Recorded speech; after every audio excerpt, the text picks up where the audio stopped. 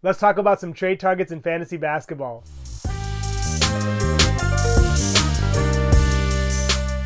Kicking off my list is the reigning Defensive Player of the Year, Jaren Jackson. Jackson and the Grizzlies have 1, been ravaged by injuries, and 2, been missing Ja Morant sorely. They are dead last in the West this year at 3-12, and I don't see that changing until Morant gets back into the lineup. In fact, it's gotten so bad the Grizzlies were granted multiple hardship exemptions, and they've already used them. They are thin right now, and especially in the front court. They lost Steven Adams for the year, and Brandon Clarke still does not have a timetable to return from his Achilles. All of this would make you think that Jackson would be locked into heavy production and usage, but that has not necessarily been the case. While he is playing a career-high 31 minutes per night, and does have a career-high in points and assists with 20 and 1.9 respectively, it has not been the same on the defensive end. After averaging a career-high 3 blocks last year, he's only averaging 1.6 this year, and he's also averaging a career-low half a steal per game. The reason why I think he's a good trade target is the fact that once Ja Morant does return, teams will not be able to focus on Jackson as much, and things should open up for him.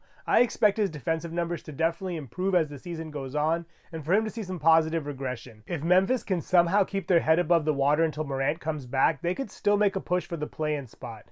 And at this point, Jackson is young enough and talented enough to be a top 40 player, so if you can somehow get him for a low value, I would definitely try to. Next on my list is Cam Johnson. Johnson missed the preseason with a mild hamstring strain, and he was able to suit up for the season opener, but unfortunately suffered a calf strain in that game and was forced to miss the next several games. But since returning to the starting lineup, he has picked up right where he left off last year. In 25 games with the Nets last year, he had a career high in minutes per game with around 31. He scored 16.6 points per game, had 4.8 rebounds per game, had around 2 assists per game, had 1.4 steals per game, and had a career-high 3.5 free throw attempts per game. And in the 6 games he's played since returning from injury this year, he's averaged 15.5 points per game, 5 rebounds per game, 2 assists per game, and about 1 steal per game. So the numbers are very similar to the way they were last year. The only difference being is that he's shooting it around 43% this year, and last year he shot it closer to 47%.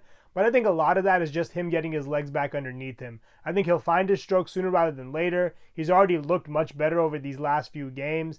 And I think if you can get him now while he's undervalued, he could really pay off in the long run. He's locked into the starting lineup, but I think while Ben Simmons, Dennis Smith Jr., and Cam Thomas are out of the lineup, he's definitely going to see a boost in usage.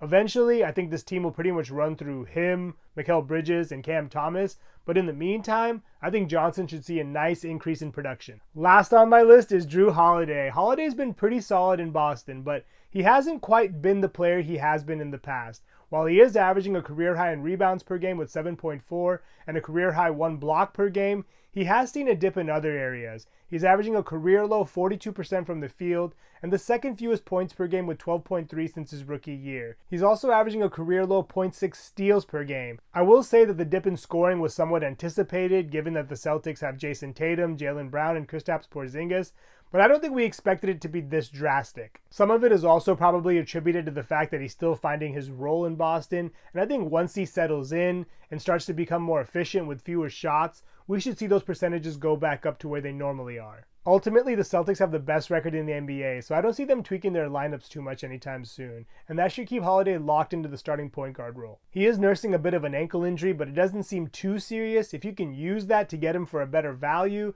then I definitely would try.